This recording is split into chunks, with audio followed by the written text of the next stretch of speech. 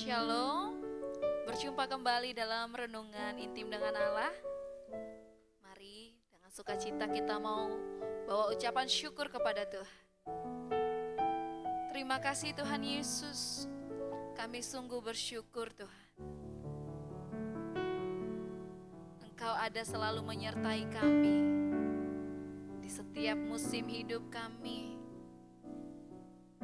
Engkau tidak pernah meninggalkan kami ya Tuhan.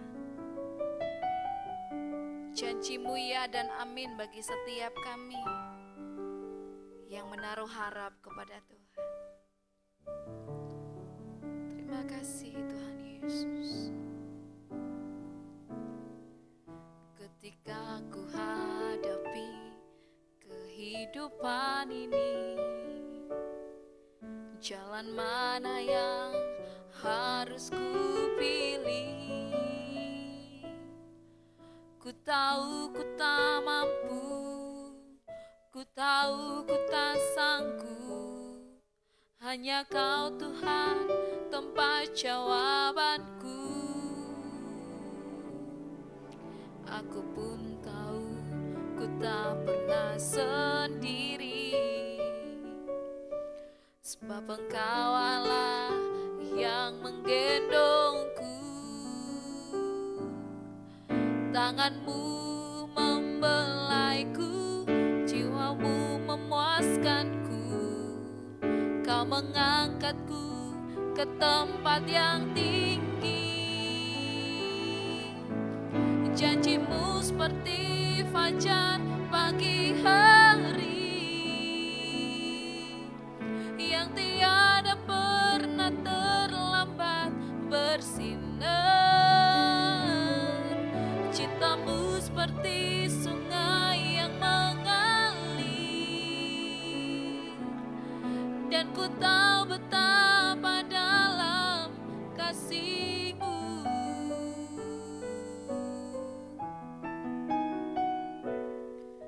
Ketika ku hadapi kehidupan ini, jalan mana yang harus ku pilih? Ku tahu ku tak mampu, ku tahu ku tak sanggup. Hanya Kau Tuhan tempat jawabanku. Aku pun tahu ku tak pernah sendiri, sebab Engkau Allah yang menggendongku. Tangan-Mu membelaiku, cinta-Mu memuaskanku. Kau mengangkatku ke tempat yang tinggi. Janji-Mu seperti fajar pagi hari, yang tiada pernah terlambat bersinar. Cinta-Mu seperti sungai yang mengalir, dan ku tahu betapa dalam kasih-Mu. Janji-Mu seperti fajar pagi hari, yang tiada pernah terlambat bersinar. Cinta-Mu seperti sungai yang mengalir, dan ku tahu betapa dalam kasih-Mu, dan ku tahu betapa dalam kasih-Mu, dan ku tahu betapa dalam kasih-Mu.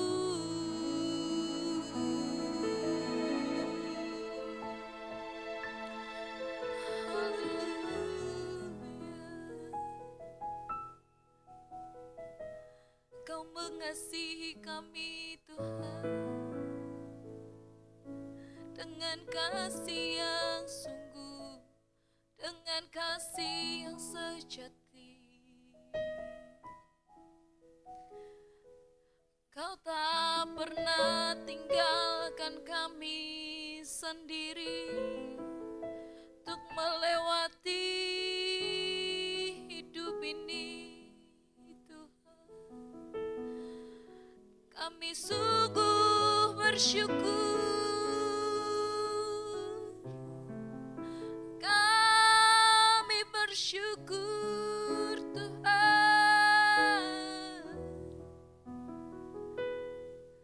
Kami bangga memilikimu, Yesus. Terima kasih Tuhan. Terima kasih Tuhan Yesus.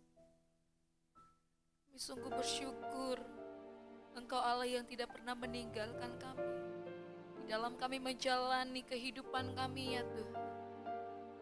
Engkau Allah yang selalu menyertai kami.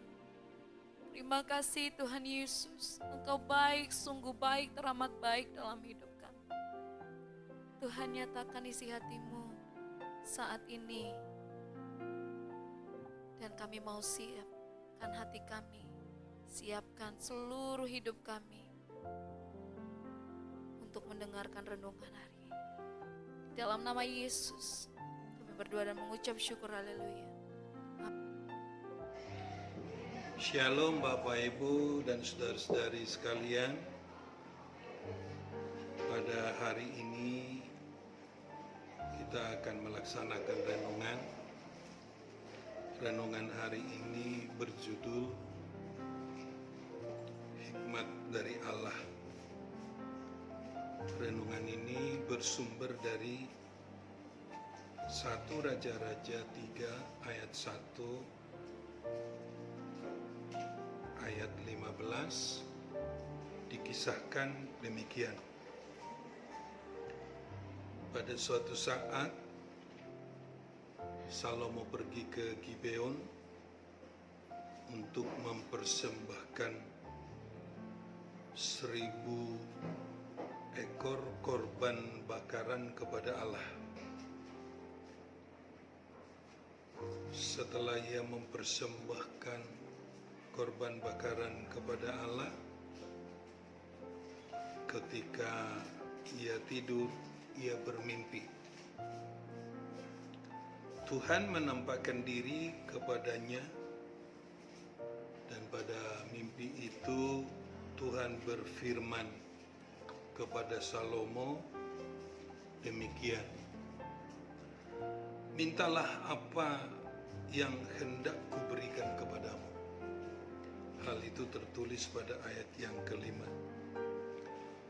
Untuk merespon firman Tuhan itu, Salomo menyampaikan isi hatinya kepada Tuhan. Engkaulah yang mengangkat hamba-Mu ini menjadi raja menggantikan Daud ayahku. Sekalipun aku masih muda dan belum berpengalaman, tetapi Tuhan mempercayakan tugas yang berat ini kepada saya. Demikian disampaikan oleh Salomo. Demikianlah hamba-Mu ini berada di tengah-tengah umat-Mu yang besar. Karena itu ya Tuhan, berikanlah kepada hamba-Mu ini hati yang paham menimbang perkara, untuk membedakan mana yang baik dan mana yang jahat. Tuhan berkenan atas permintaan Salomo. Tuhan memberikan hati yang penuh hikmat dan pengertian kepada Salomo. Karena pemberian Tuhan itu, Salomo tidak dapat ditandingi oleh siapapun di dalam hal hikmat dan kebijaksanaan. Bahkan sebelum dan sesudah Salomo, tidak ada yang lebih berhikmat daripadanya. Ketika Salomo meminta hikmat, karena kebaikan Tuhan yang begitu besar, bukan hanya hikmat yang diberikan, tetapi Tuhan memberikan bonus kekayaan, kemuliaan, umur panjang, dan tidak seorang pun raja yang seperti dia. Tuhan akan memperpanjang usia Salomo jika ia hidup menurut jalan yang ditunjukkan Tuhan kepadanya. Setelah itu, Salomo terbangun dari tidurnya dan ia kembali ke Yerusalem. Sesampainya di Yerusalem, ia berdiri di hadapan tabut perjanjian dan mempersembahkan korban juga di sana. Korban keselamatan. Apa yang dimaksud dengan hikmat? Hikmat artinya pengertian mendalam tentang benda, atau tentang tumbuhan, atau tentang hewan, atau tentang waktu, atau peristiwa, dan atau manusia yang memahami hal-hal yang tersembunyi bagi pada umumnya manusia, untuk mendorong seseorang atau sekelompok orang melakukan sesuatu yang penting di dalam kehidupan. Sebagai contoh, setelah Tuhan memberikan hikmat kepada Salomo, ia didatangi oleh 2 orang perempuan yang tinggal dalam satu rumah dan sama-sama baru melahirkan anak masing-masing. Hanya berserang 3 hari. Suatu ketika salah seorang anak dari kedua perempuan itu meninggal karena tertindih oleh ibunya sendiri pada saat tidur. Dengan diam-diam, ia menukarkan anaknya yang meninggal itu dengan anak perempuan yang kedua yang masih hidup. Karena itu, terjadilah pertengkaran hebat di antara mereka berdua. Akhirnya, mereka berdua menjumpai raja. Kedua perempuan itu mengklaim bahwa anaknya lah yang hidup. Lalu raja bertitah kepada pengawalnya untuk membagi 2 anak itu. Perempuan yang pertama berkata, "Jangan Tuan, berikanlah anak itu kepadanya. Anak itu jangan dibunuh." Tetapi perempuan yang kedua berkata, Silakan Tuan membagi 2 anak itu." Dari situ Salomo jadi yakin bahwa anak itu adalah anak dari seorang yang berkata, "Tuan, anak itu jangan dibunuh." Setelah itu raja memutuskan bahwa anak itu adalah anak dari ibu yang mengasihi anak tersebut. Sejak peristiwa itu, masyarakat menjadi kagum pada hikmat yang dimiliki Salomo. Orang-orang biasa akan berdampak luar biasa jika ia mencintai hikmat. Tuhan memberikan hikmat kepada Yusuf. Yusuf dapat menjelaskan mimpi Firaun. Yusuf dapat menyelamatkan bangsa Mesir dari 7 tahun krisis pangan global. Sadrak, Mesak, dan Abednego memiliki kecerdasan 10 kali lipat dari semua calon pemimpin pada zamannya, seperti tertulis pada Daniel 1 ayat 20. Seperti telah dipaparkan sebelumnya, Tuhan yang memberikan hikmat kepada Salomo. Sebelum dan sesudah Salomo, tidak terdapat manusia yang menandingi hikmatnya. 1 Raja-Raja 3 ayat 12. Hikmat bukanlah kemampuan biasa, karena hikmat berasal dari Allah. Hikmat adalah firman Allah sendiri, hikmat adalah pemberian Allah terhadap siapa yang Ia kehendaki, Ia akan memberikannya.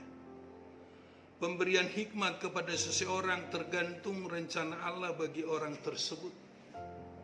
Apakah seseorang akan mentaati Allah untuk melakukan rencananya atau tidak? Jika seseorang berkomitmen untuk setia terhadap Tuhan dan firman-Nya, Allah akan memberikan hikmat-Nya kepadanya.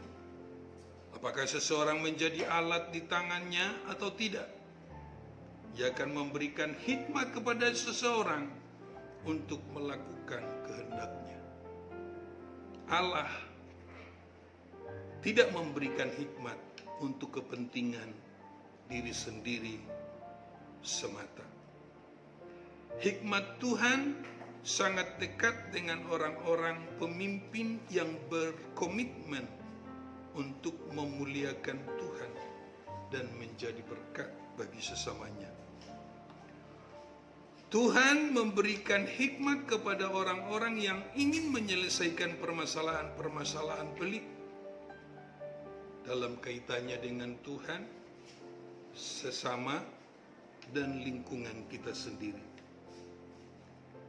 Tuhan adalah satu-satunya hikmat dan sumber hikmat serta pengertian yang sejati. Hikmat dari Tuhan adalah hulu kompetensi manusia. Orang yang memiliki hikmat dari Tuhan akan memiliki penampilan hidup yang berbeda dari orang-orang pada umumnya. Pandangan orang-orang berhikmat akan memuliakan Tuhan dalam kehidupannya. Akan menjadi berkat bagi sesamanya dan lingkungannya. Hikmat dari Tuhan adalah kandungan untuk melahirkan pemahaman-pemahaman penting. Hikmat dari Tuhan sangat bermanfaat dalam menyelesaikan permasalahan-permasalahan pelik.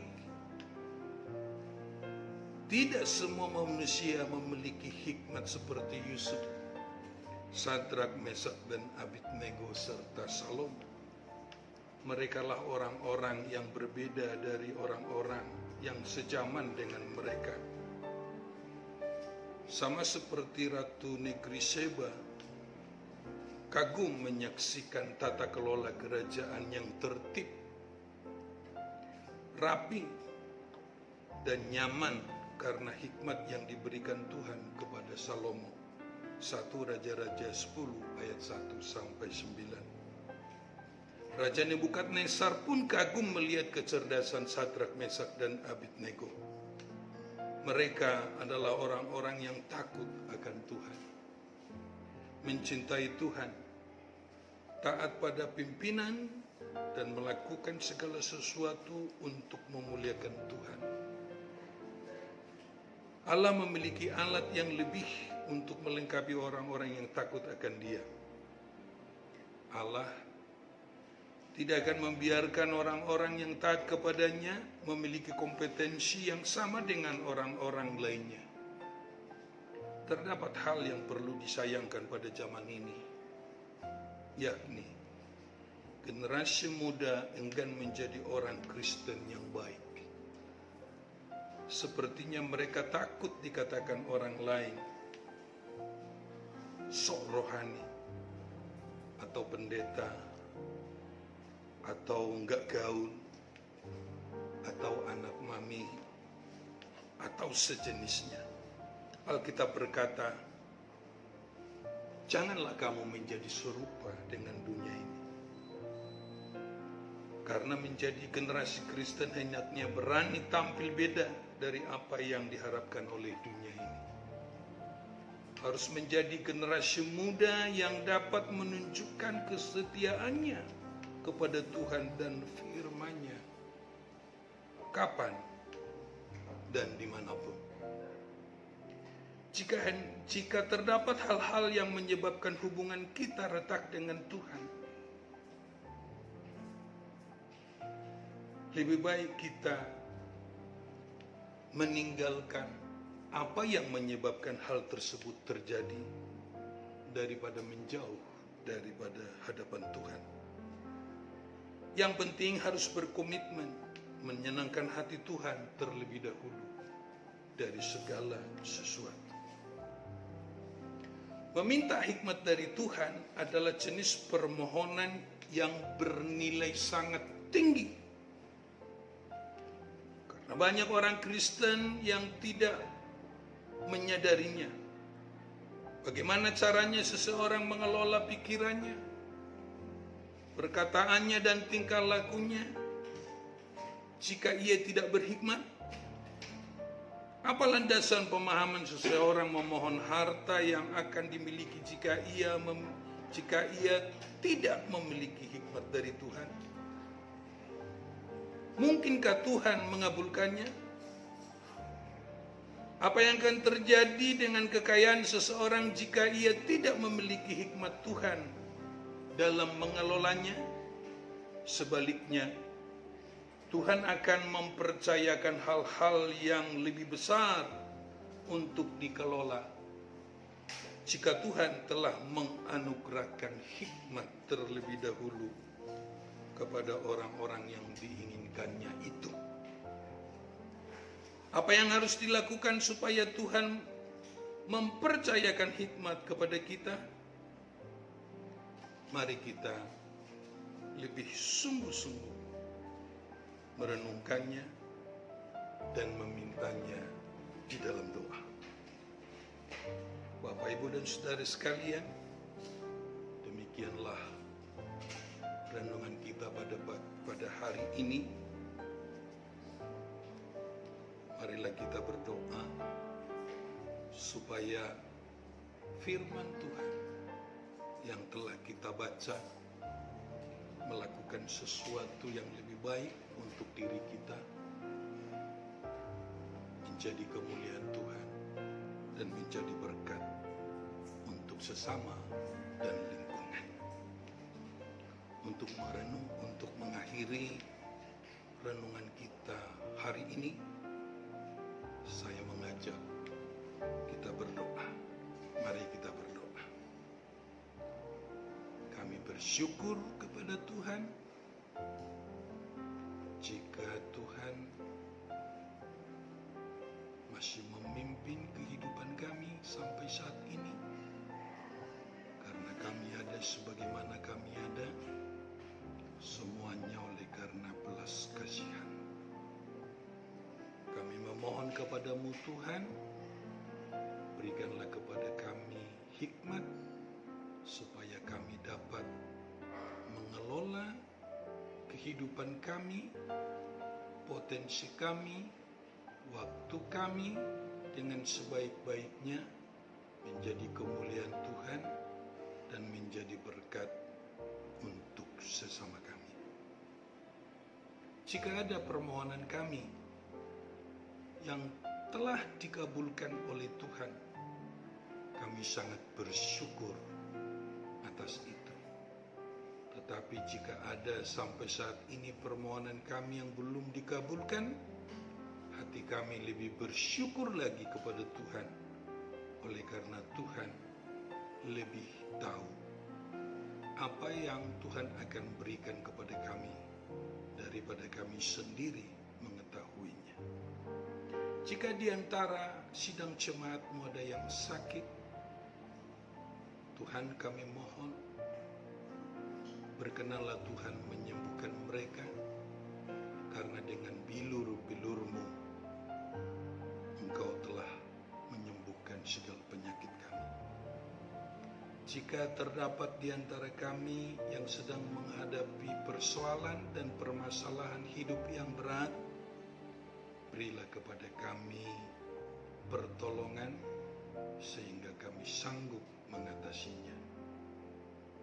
Jika ada di antara kami yang mengalami tekanan mental dan emosional yang membuat kami lemah, kuatkanlah kami. Kami serahkan juga semua pekerjaan kami ke dalam tangan kuasa Tuhan. Kiranya Tuhan berkenan memberkati pekerjaan kami, sehingga kami dapat memuliakan Tuhan dari apa yang kami kerjakan dan hasilkan, dan menjadi berkat untuk sesama kami melayani Tuhan di sepanjang kehidupan. Ampuni semua dosa dan kesalahan kami, supaya permohonan kami ini layak di hadapan. Hari ini hidup kami serahkan ke dalam tangan kuasa Tuhan, dan kami percaya kami hanya aman dan sejahtera di dalam kasih dan kemurahan. Dalam nama Yesus kami berdoa dan bersyukur. Amin.